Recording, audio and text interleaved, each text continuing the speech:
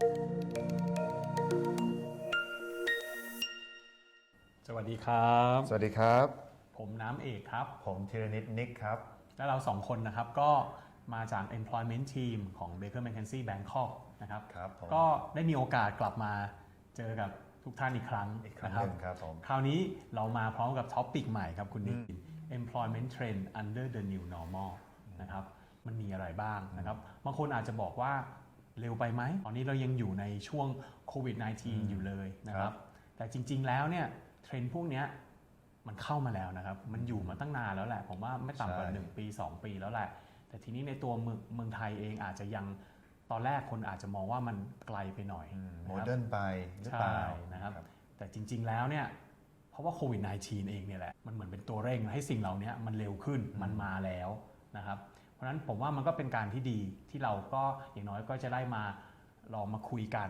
นะครับให้ท่านทั้งหลายฟังว่าเทรนด์พวกนี้มันเป็นอะไรนะครับแล้วมันมีแง่มุมในเกี่ยวข้องกับ employment ยังไงนะครับเราเพื่อที่ทุกๆท่านจะได้เต็มตัวทำความพร้อมไว้ให้ดีครับผมก็เริ่มเลยดีกว่านะครับเทรนด์อันแรกเลยผมว่าหนีไม่พ้นนะครับ AI Technology Disruption นะครับกับ employment นะครับแน่นอนทั่วโลกตอนนี้เนี่ยก็ถูก disruption โดย AI กับเทคโนโลยีมันหมดอยู่แล้วนะครับแต่ทีนี้ในเชิงของเมืองไทยเองเนี่ยแต่ก่อนเราก็คงเคยคุยกันว่าเพราะว่าค่าจ้างเราตอนนี้จริงๆมันก็ยังไม่ได้สูงมากนะครับค่าแรงขั้นต่ำมันก็เลยอาจจะยังไม่คุ้มสำหรับตัวผู้ประกอบการหรือนายจ้างที่อาจจะยอมลงทุนในเทคโนโลยีต่างๆหรือว่า AI เพื่อที่จะเอามาใช้ทำงานแทนคนนะครับแต่ทีนี้โควิด -19 เกิดขึ้นนะครับมันก็เหมือนเป็นตัวเร่งทำให้ตัวผู้ประกอบการเนี่ยบริษัทเนี่ยต้องเอาพวกเทคโนโลยีพวกนี้มาใช้มากขึ้นนะครับดูได้ง่ายๆเลยพวกวิดีโอคอนเฟรนซ์นะครับ Zoom Microsoft Teams ต่างๆใช่ไหมครับถูกเอามาใช้มากขึ้นแล้วมันก็เลยทำให้ตัวบริษัทเองก็รู้ด้วยว่า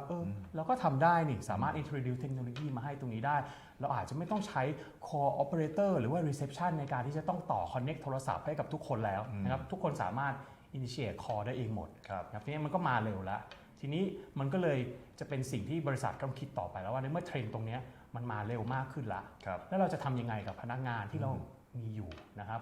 ก็คงหลีกหนีไม่พ้นว่าเราก็คงอยากจะเก็บพนักงานพวกนี้เอาไว้นะครับเราจะฝึกอบรมเทรนนิ่งเขาให้เขามีสกิลต่างๆนะครับไม่ว่าจะเป็นเรื่องซอฟต์สกิลนะครับการสื่อสารกับคนต่างๆการใช้ความคิดให้มากขึ้นนะครับแล้วก็รวมไปถึงให้เขามีสกิลที่สามารถจะบริหารพวกซอฟต์แวร์นะครับรันในพวกเทคโนโลยีเครื่องยนต์ต่างๆเพื่อที่สามารถใช้ตรงนี้ได้เพราะว่าแน่นอน AI คงไม่สามารถทำงานด้วยตัวเองได้นะครับทีนี้บริษัทก็คงต้องมาคิดละเราจะฝึกอบรมให้เทรนนิ่งคนพวกนี้กับพนักงานเราเนี่ยได้มากน้อยแค่ไหนนะครับใครจะเป็นคนต้องรับผิดชอบค่าใช้จ่ายนะครับแล้วถ้าเราจะให้เทรนนิ่งเขาเนี่ยระหว่างเวลาทำงานหรือว่านอกเวลาทำงานทำได้ไหมนะครับเราต้องจ่ายค่า OT ให้เขาหรือเปล่านะครับแล้วเราบังคับให้เขาเข้าเรียนได้หรือเปล่านะครับแล้วก็ต่อมาเสร็จปุ๊บพอถึงเวลาที่มีการเอา AI เข้ามาแล้วอย่างเงี้ยเราจะมีการโอนย้ายพนักงานที่บางคนเขาอาจจะไม่ค่อยเก่งนะครับในการใช้ซอฟต์แวร์พวกนี้เราจะโอนย้ายเขาให้เขาไปทำงานในแผนกหรือว่าตำแหน่งอื่นๆในบริษัทที่อาจจะเหมาะสมกับเขาเราทำได้มากน้อยแค่ไหนนะครับและผลสุดท้ายแล้วถ้าเกิดไม่ไหวจริงๆเรามีความจำเป็นจะต้องเลิกจ้างคนพวกนี้นะครับมันมีพวกเงินหรือว่าขั้นตอน requirement ตามกฎหมายอะไรที่ประหลาดนอกเหนือไปจากกรณีการเลิกจ้างตามปกติหรือเปล่านะครับบางคนอาจจะเคยได้ยินค่าชดเชยพิเศษนะครับหรือว่าการที่เราจะต้องไปแจ้งเจ้าพนักงานที่เกี่ยวข้องนะครับไอ้พวกนี้เนี่ยมันเกี่ยวข้องกับกรณีนี้มากน้อยแค่ไหนนะครับไอ้ตรงนี้ก็คงจะเป็นประเด็นที่เราคงจะต้องมาพิจารณาดูนะครับแล้วไหนจะมีเรื่องการเลิกจ้างไม่เป็นธรรมอีกใช่ไหมครับว่าถ้าเกิดเราเลิกจ้างไปจะมีความเสี่ยงพวกนี้หรือเปล่านะครับคุณนิดครับผมจริงๆครับตอนนี้นอกจากเรื่องการที่เรานำเทคโนโลยีต่างๆมาใช้นะครับไม่ว่าจะเป็นเครื่องจักรไม่ว่าจะเป็นโรบอทหรือ AI ต่างๆเนี่ยการจ้างงานในอนาคตเนี่ยอาจจะไม่ได้เป็นการจ้างงานเหมือน traditional หรือ conventional way เหมือนเดิมนะครับอนาคตอาจจะเป็นลักษณะ modern workforce ที่เราพูดกันมาได้สักพักหนึ่งแล้วแต่ยังไม่ได้ค่อย implement กันเท่าไหร่นักนะครับซึ่งการจ้างลักษณะ modern workforce เนี่ยก็คงไม่ใช่ว่าจ้างลูกจ้างเข้ามานั่งทำงาน 8 โมงเช้าถึง 5 โมงเย็นนั่งเข้าทำงาน full time แบบที่เราเห็นกันในช่วงอดีตนะครับ อนาคตอาจจะเป็นการจ้างในลักษณะที่เราพูดกันในลักษณะเป็น gig economy นะครับอาจจะมีการจ้างเป็นลักษณะ freelance หรือเป็น agency leasing นะครับหรือการจ้างเป็นลักษณะ independent contractor นะครับหรือที่เราพูดกันในเป็นเหมือน key terms ที่ innovative มากๆนะครับก็เรียกว่า platform crowd employment นะครับซึ่งอันเนี้ยเป็นยังไงมีประเด็นทางกฎหมายยังไงบ้างผมว่าเนี่ยการจ้างงานของแต่ละหน่วยงานแต่ละองค์กรก่อนที่เราจะไปเริ่มจ้างแบบนั้นเนี่ยควรจะต้องมานั่งคิดกันนิดนึงเพราะว่าความเสี่ยงมันก็ยังมีอยู่นะครับว่าทางกฎหมายไทยเนี่ยรองรับมากน้อยแค่ไหนนะครับการจ้างคนเหล่านี้จะถือว่าเป็นลูกจ้างของเราหรือเปล่าหรืออาจจะไม่ได้เป็นลูกจ้างเป็นแค่คนผู้ให้บริการหรือเป็น new terms new relationship ใหม่เลยที่ยังไม่ได้มีการพูดกันอยู่ในตัวกฎหมายตัวบทของเราก็ควรจะต้องพิจารณาลองดูครับว่าก่อนที่การจ้างคนเหล่านี้ว่าจะเป็นยังไงนะครับมีความเสี่ยงมากน้อยแค่ไหนก่อนที่จะเริ่มจ้างนะครับนอกจากเรื่อง modern workforce ที่จะเป็นเทรนด์ที่2นะครับเทรนด์ต่อมาที่ควรจะต้องลองพิจารณาก็คือการลักษณะการ work ที่ตอนนี้ค่อนข้าง innovative นะครับผมจะพูดว่า work from home ก็จะดูว่าเดี๋ยวจะหาว่าดูไม่ทันสมัยเพราะเดี๋ยวนี้มันอาจจะไม่ใช่ work from home อย่างเดียวนะครับปัจจุบันอาจจะเป็น work from co-sharing space หรือ work ที่ตาม coffee shop หรือที่ไหนก็ตามที่เป็น common area ที่ไม่ใช่นั่งอยู่ตามเบย์ของตัวเองหรือห้องของตัวเองต่อไปนะครับ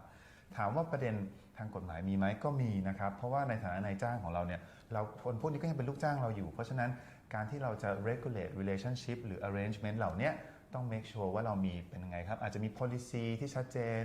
มีโปรโตคอลที่ชัดเจนนะครับว่าลูกจ้างกลุ่มไหนจะสามารถ work from co-sharing space ได้บ้างในช่วงเวลาไหนกลุ่มไหนที่จะต้องเข้ามาในออฟฟิศในช่วงเวลาไหนบ้างมีการสลับกันนะครับหรือลักษณะ co-sharing space หรือ co-working space เนี่ยซึ่งอาจจะเป็นเทรนด์ในอนาคตก็คงอาจจะเป็นอย่างนี้ต่อไปเลยเพราะนายจ้างบางคนอาจจะเห็นว่าจริงๆทุกคนก็ทำได้นี่ไม่จำเป็นจะต้องเข้ามานั่งอยู่ในออฟฟิศอีกแล้วไม่จำเป็นจะต้องเข้ามาเช่าพื้นที่ออฟฟิศกว้างขวางอย่างนี้อีกแล้วอนาคตอาจจะลดตัวออฟฟิศสเปซลงและให้ทุกคนต่างทำงานใน co-sharing space เอานะครับตรงนี้ก็จะมีประเด็นอีกว่าการที่เขาไปนั่งทำงานใน co-sharing space เนี่ยมันจะปกป้องความลับของนายจ้างเวลาเขาไปทำงานอย่างนี้ได้มากน้อยแค่ไหนเพราะฉะนั้นโปรโตคอลเรื่อง confidentiality ก็ต้องมานะครับเรื่องการใช้แพลตฟอร์มต่างๆเทคโนโลยีต่างๆที่คุณน้ำเอกได้พูดก่อนหน้านี้นะครับว่าลูกจ้างของเราแต่ละคนเนี่ยก็ควรจะต้องได้รับการฝึกฝนได้รับการเทรนนิ่งให้ make sure ว่าคนเหล่านี้เวลาเข้าไปทำงานในลักษณะ working space ใหม่ที่ไม่ใช่ที่นั่งออฟฟิศแบบเดิมเนี่ยเขาสามารถใช้เทคโนโลยีช่วยเหลือให้การทำงานเขาทำได้ไม่มี disruption นะครับและสุดท้ายผมว่าลักษณะการ relationship แบบใหม่อย่างเงี้ยนายจ้างก็ควรจะต้อง ensure ว่าเรายังมี supervision อยู่เหนือลูกจ้างอยู่นะครับ quality ของงานลักษณะการทำงานนายจ้างก็ควรจะต้องมีการ supervise งานอย่างนี้อยู่ต่อไปนะครับซึ่งอันนี้ก็มันก็อยู่ใน policy หรือ regulation ที่นายจ้างสามารถประกาศแล้วก็แนะนำให้ลูกจ้างทราบได้ครับผมครับแล้วท้ายที่สุดเนี่ยผมว่ามันก็คงหลีกหนีไม่พ้นแหละเรื่องปัญหาเรื่องเศรษฐกิจนะครับเพราะอย่างตัวนายจ้างเองตอนนี้ผมว่าตั้งแต่ตอนอยู่โควิดเนี่ยแหละก็ทุกคนก็ได้รับผลกระทบกันหมดนะครับมีแต่รายจ่ายรายได้ไม่มานะครับซึ่งเขาก็มองกันว่าก็ไม่ต่ำกว่า 4-5 ปีนะครับเศรษฐกิจกว่ามันจะดีขึ้นเพราะฉะนั้นตอนนี้เนี่ยตัวบริษัทเองเนี่ยก็คงจะต้องหลีกหนีไม่พ้นการมองหาแล้วว่าเราจะมีมาตรการอะไรที่เราจะเอามาลดค่าใช้จ่ายเราได้บ้างนะครับแน่นอนมันก็คงมีมาตรการอื่นๆที่นอกเหนือจากพนักงานนะครับแต่ทีนี้ในส่วนที่เกี่ยวข้องกับพนักงานอย่างเงี้ยมีทางเลือกออปชันอะไรให้กับตัวบริษัทที่สามารถทำได้นะครับแล้วว่าจะสามารถทำได้ภายใต้ขอบเขตของกฎหมายมากน้อยแค่ไหนนะครับไม่ว่าจะเป็นขอให้พนักงานเนี่ยเขา take leave without pay ไปเลยได้ไหมนะครับต้องได้รับความยินยอมจากเขาหรือเปล่าหรือว่าพนักงานคนไหนมีวันหยุดพักผ่อนประจำปีที่ยังไม่ได้ใช้เราจะสั่งให้เขาใช้ได้เลยเนี่ยทำได้ไหมนะครับแล้วไหนจะเป็นสิ่งที่บางคนอาจจะเคยได้ยินพูดกันมาเยอะแล้วว่านายจ้างเราก็ขอใช้สิทธิ์ในการหยุดกิจการชั่วคราวตามกฎหมายไปสินะครับสิทธิตรงนี้มีมากน้อยแค่ไหนนะครับเงื่อนไขมีอะไรบ้างนะครับแล้วยังต้องจ่ายเงินอะไรเท่าไหร่ให้กับตัวพนักงานพวกนี้นะครับแล้วเราสามารถหยุดกิจการทั้งแผนกเลยได้หรือเปล่าหรือว่าในแผนกเองเนี่ยเราไม่หยุดเราแค่หยุดบางส่วนในแผนกตรงนั้นทำได้มากน้อยแค่ไหนนะครับนอกจากนี้ก็คงหนีไม่พ้นเรื่องการปรับลดสิทธิประโยชน์ของพนักงานนะครับเราทำได้ไหมต้องขอความยินยอมจากพนักงานหรือเปล่านะครับแล้วถ้าเป็นสิทธิที่เขามีตามกฎหมายกับสิทธิอื่นๆนอกเหนือจากที่มีในกฎหมายมันจะมีความแตกต่างกันหรือเปล่านะครับแล้วเรื่องสุดท้ายก็คงจะหนีไม่พ้นเรื่องการลดกำลังคนนะครับลดจำนวนคนขึ้นมาเนี่ยมันมีหน้าที่อะไร